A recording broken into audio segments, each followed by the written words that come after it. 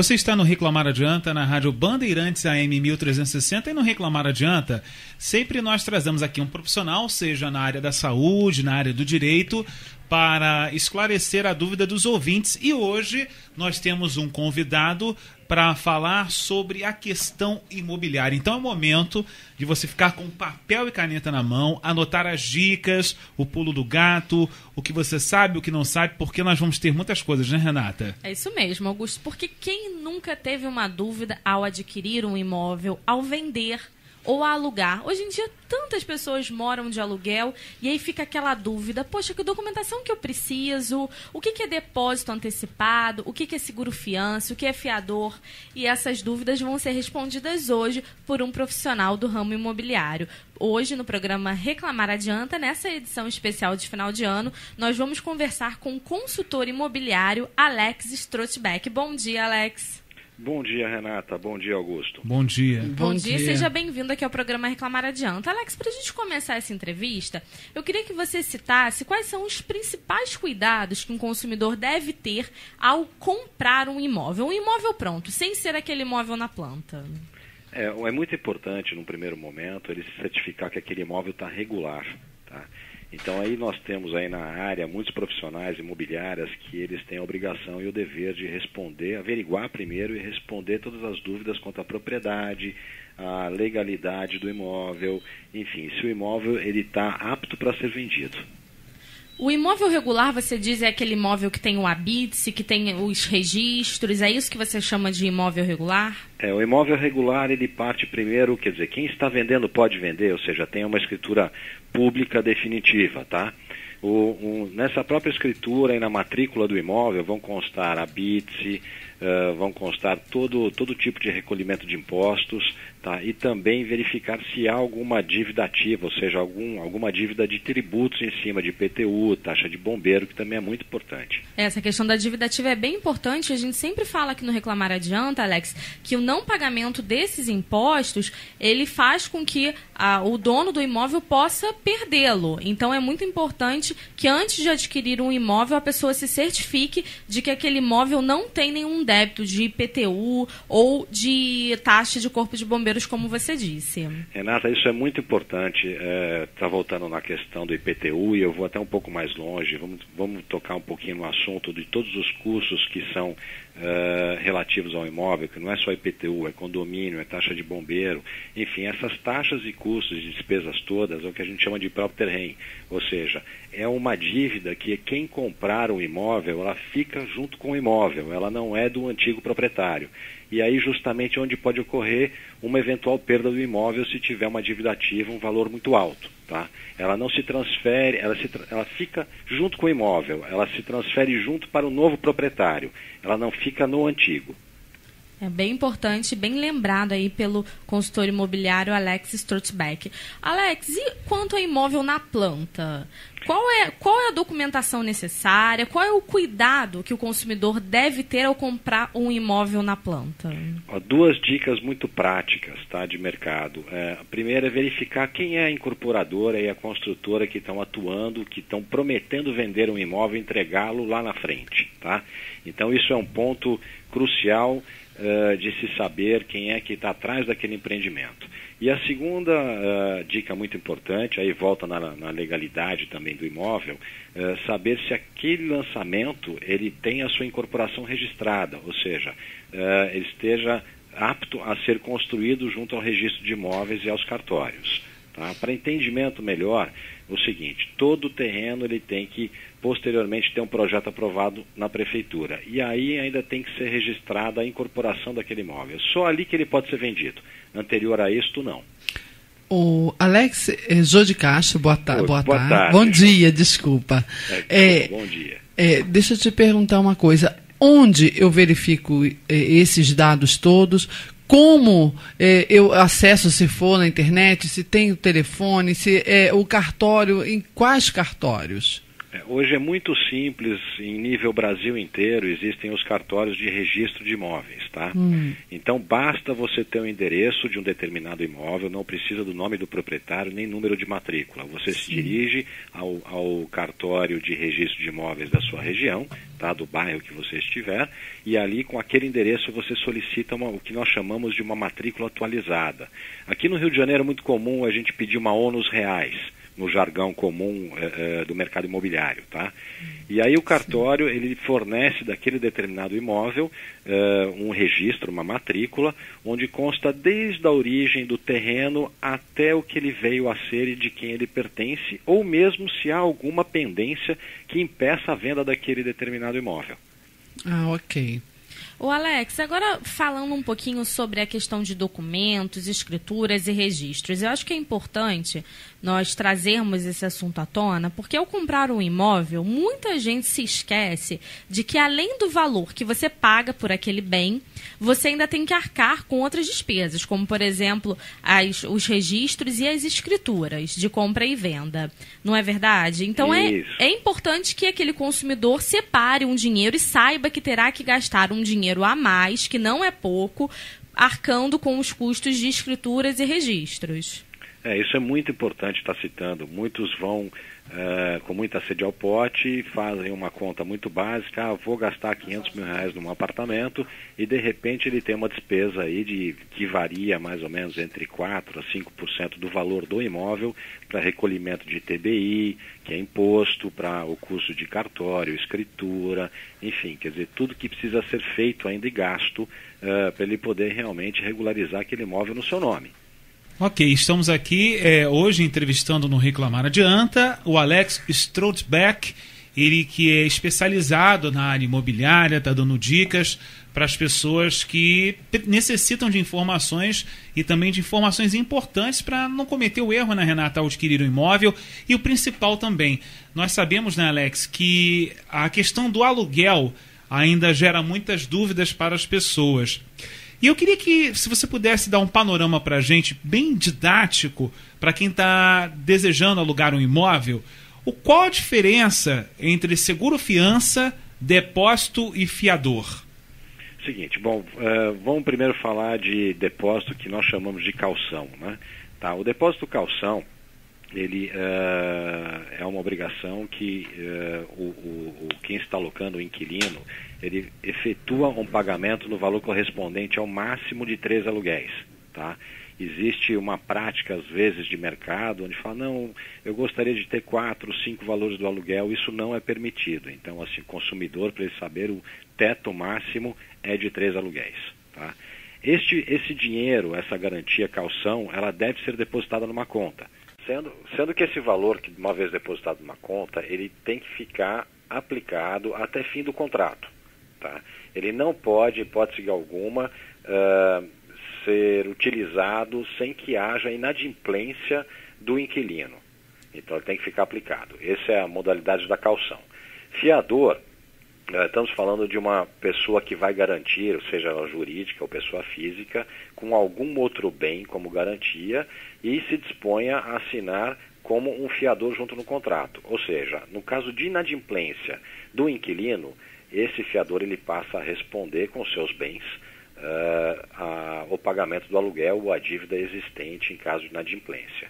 E por último, o seguro-fiança. O seguro-fiança é nada mais do que uma pólice de seguro, cuja, a título de exemplo, uma Porto Seguro, que é muito bem de mercado e trabalha muito bem nisso, você paga um aporte que corresponde na média de uma vez e meia ao aluguel por ano, e ela garante caso você, inquilino, esteja inadimplente.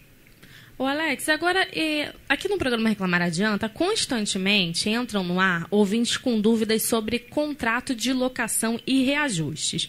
A gente sempre faz questão de enfatizar isso para os ouvintes, da importância de você celebrar um contrato de locação ao entrar no imóvel, porque tem muita gente que ainda faz aquele famoso contrato de boca. Você já deve ter pego muitos casos como esse.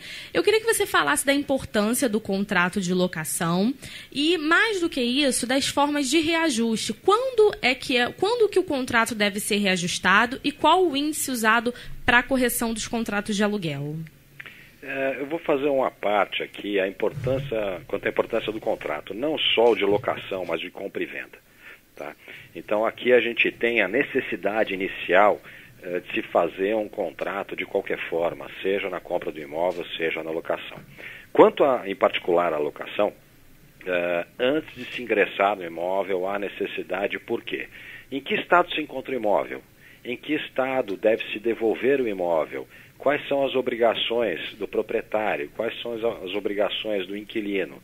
Então, a gente cansamos de ver aqui no nosso escritório N casos que falam, bom, mas eu tomei posse do imóvel, mudei para lá, mas não estava funcionando o chuveiro, a pia estava quebrada, enfim, uma série de reclamações e eu não posso fazer nada.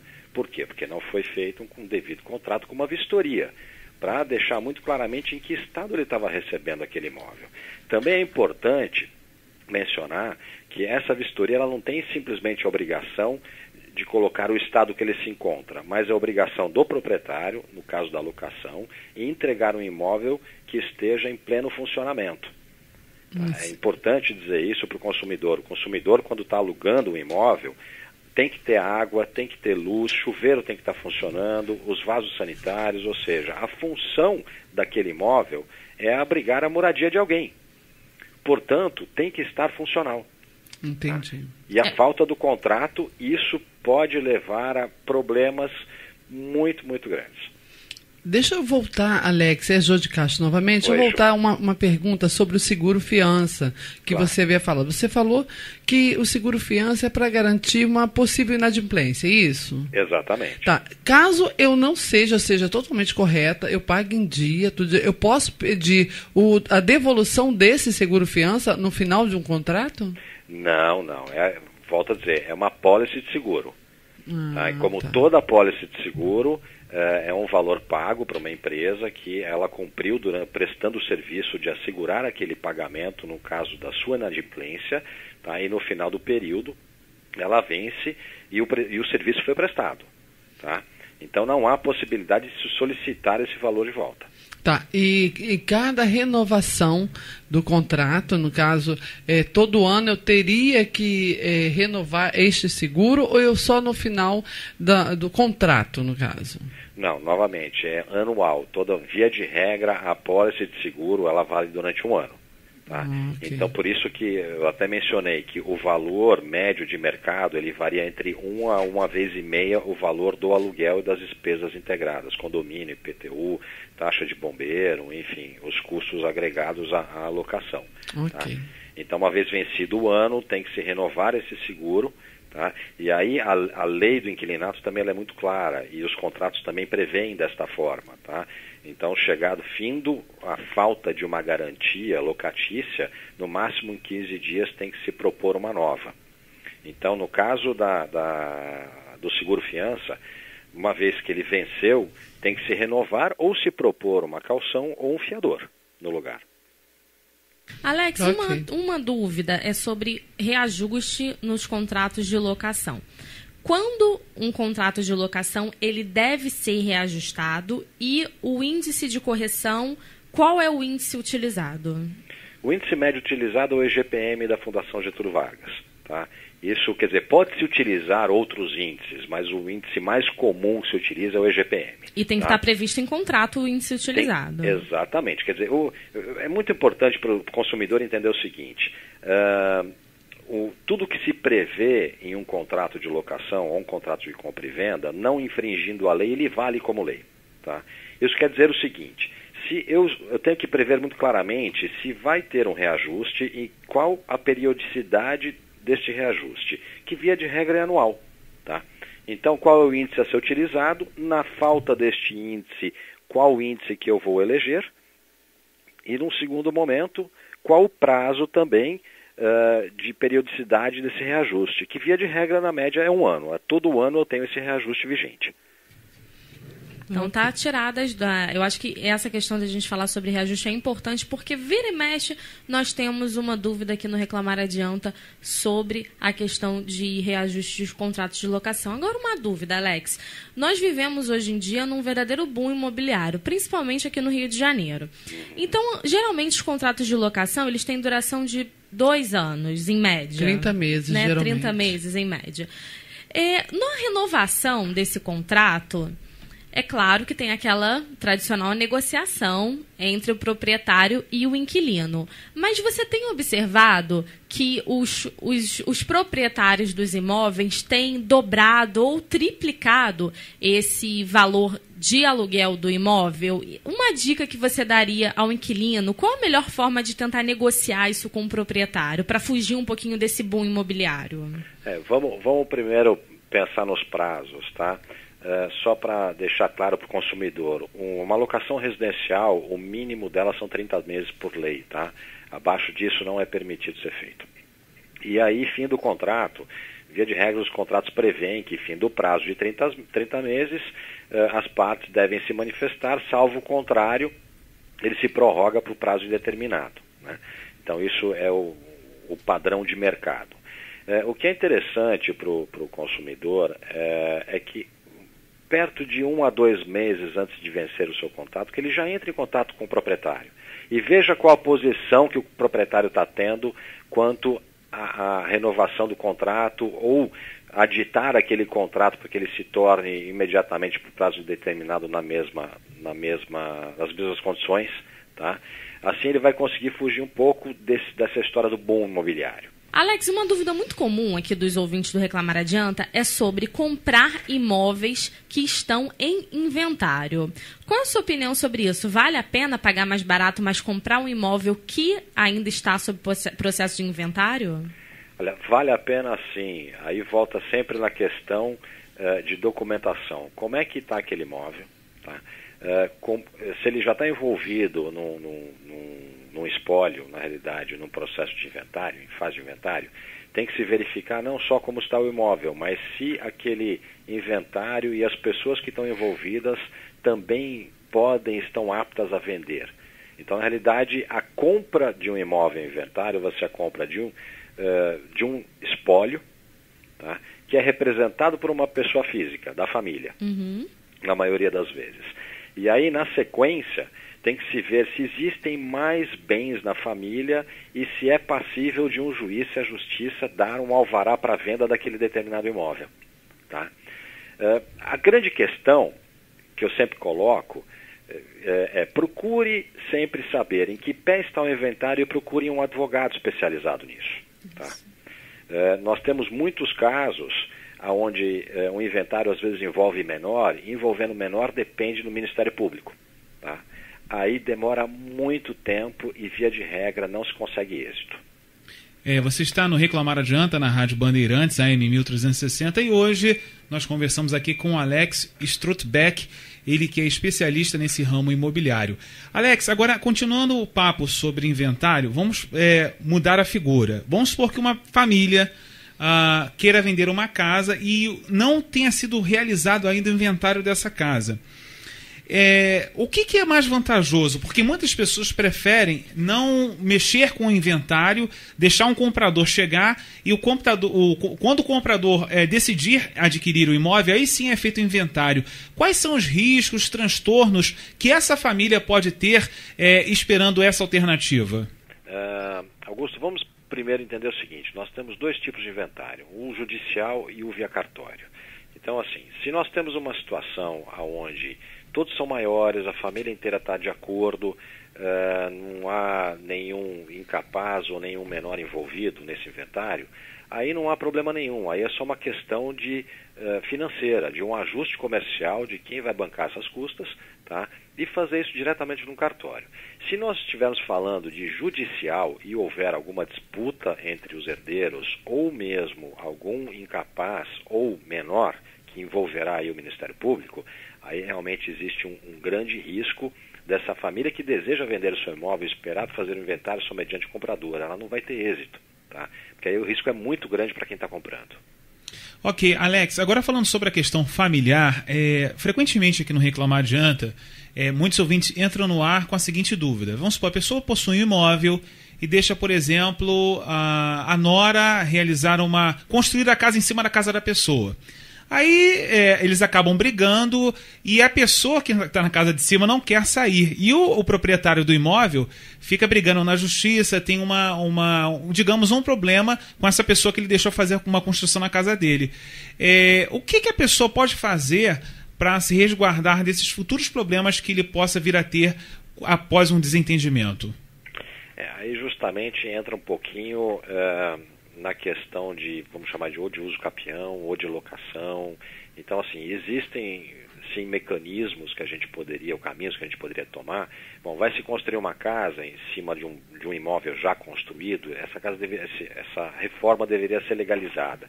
Uma vez legalizada, deveria se fazer um contrato de locação ou um contrato de comodato. Tudo deve ter começo, meio e fim, vamos chamar dessa forma. Esse é o único caminho que a gente consegue se resguardar para que uma pessoa ela não vá se valer de um direito familiar ou de um direito de uso capião ou de algum outro tipo de direito. Bom, Alex, é importante, acho que a gente já está chegando ao final da entrevista, eu acho que é importante a gente falar aqui com os nossos ouvintes que a maioria deles mora de aluguel. E é importante que as pessoas saibam quais são os prazos estabelecidos por lei. Por exemplo, eu sou inquilina, tenho um contrato que está para vencer daqui a 1 mês. Só que na data de vencimento do meu contrato, eu ainda não encontrei um novo imóvel para morar. Por lei, Alex, qual é o prazo que eu tenho, que eu posso me estender ou ficar naquele imóvel sem receber uma notificação de despejo? No máximo 90 dias. No máximo 90 dias. Isso vale para ambas as partes. Tanto para o proprietário como para o inquilino. Exato. Então, de fato, a gente deve seguir o raciocínio seguinte. Se eu tenho um contrato que ele venceu, tá? E ninguém se manifestou, ele passa a ter um prazo indeterminado. Na teoria, eu só teria que seguir a regra do contrato de uma rescisão posterior ao prazo, por prazo determinado, que via de regra o mercado sempre pede 30 dias. Se não tiver nada estipulado, tá? Aí justa a lei do inquilinato ela pede 90.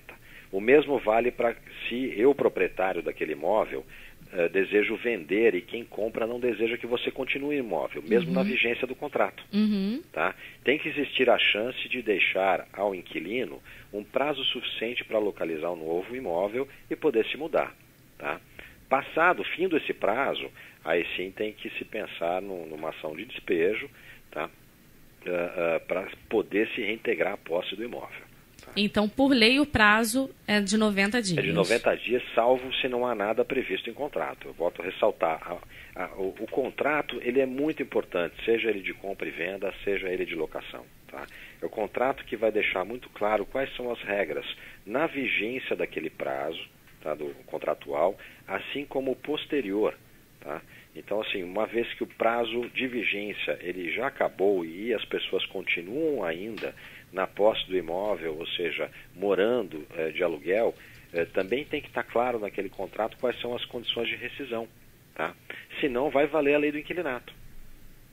Ok, Alex. Agora uma dúvida também que as pessoas entram em contato conosco aqui no programa Reclamar Adianta é sobre imóveis adquiridos a partir de leilões realizados por bancos diversos aqui no Brasil. Eu queria que você falasse para a gente quais são os riscos, porque realmente a pessoa fica seduzida por um preço muito em conta do imóvel, da tão sonhada casa, do apartamento, mas muitas das vezes essa casa que está em leilão ainda existe uma família ali morando que não cumpriu com as suas obrigações com o banco, mas insiste em ficar no local. Quais são os trâmites quando a pessoa consegue adquirir um imóvel através de leilão e o que ela deve fazer para conseguir entrar nesse imóvel? O que a pessoa pode fazer para não ter dor de cabeça nessa hora? Augusto, o preço de leilão é uma coisa extremamente atrativa, porém a dor de cabeça, via de regra, ela também é grande. Então a gente tem que sempre vamos usar um exemplo, que eu acho que é o mais fácil. Tá? Uma pessoa ela financiou um determinado apartamento junto ao Banco Bradesco, ao Banco Itaú, à Caixa Econômica, se tornou inadimplente ao longo do tempo, que fez com que aquele imóvel foi para leilão e reside no imóvel, essa é a questão. Tá?